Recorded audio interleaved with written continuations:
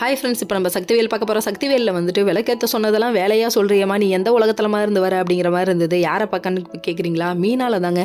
விளக்கேற்ற சொல்கிறது ஒரு வேலையாக, கரண்ட்டு நின்று போயிடுச்சுன்னா ஐயோ என்னமோ வேர்க்குது, என்னமோ வருது, வடிவேல் காமெடி மாதிரியே இருக்குது, என்னமோ உடம்புல ஏதோ சுரைக்கிறது அப்படிங்கிற மாதிரி அந்த பொண்ணு ஃபீல் பண்ணுது. அதுக்கப்புறம் எங்கள் அப்பாவுக்கு ஃபோன் போடுங்க, எங்கள் அண்ணனுக்கு ஃபோன் போடுங்க, கரண்ட் வந்துடும். பக்கத்தில் இருக்க ஆஃப் பண்ண சொன்னால் ஆஃப் பண்ண போகிறாரு, ஆன் பண்ண சொன்னால் ஆன் பண்ண போகிறாரு. எதுக்குமா இவ்வளோ சீனு?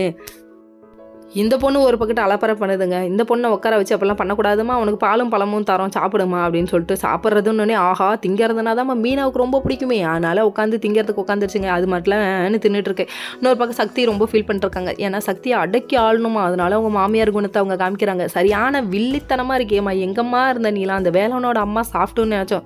சரியான 1 நம்பர் வில்லியாக இருக்க மாட்டுக்கு. சக்தியை வந்துட்டு இப்படி பண்ணக்கூடாது, அப்படி பண்ணக்கூடாது, விளக்கேற்றும் போது ஒரு குறை, விளக்கேற்றி முடிச்சோன்னே ஒரு குறை, அவருன்னு சொல்லக்கூடாதான், அவங்க அத்தான் அப்படி சொன்ன, அத்தான் பொத்தான் எந்த உலகத்துலமா இருக்க போமா நீ அப்படிங்கிற மாதிரி இருந்தது.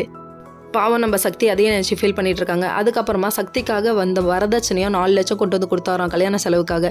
உடனே இருந்துட்டு அதெல்லாம் நீ என்ன வாத்தி இதெல்லாம் கொண்டு வந்து கொடுக்குறேன், நீ 4 லட்சத்தை சரி பரவாயில்ல நான் வச்சுக்கிறேன், நான் 30 லட்சம் 40 லட்சம் செலவு பண்ணிட்டேன் பந்தாவை வேற காமிக்கிறாங்க. அவங்க சக்தி குடும்பத்தை இன்சல்ட் பண்ணுறதே ஒரு வேலையாக வச்சுருக்காங்க. ஓகே ஃப்ரெண்ட்ஸ், நெக்ஸ்ட் வீடியோவில் பார்ப்போம். பாய்.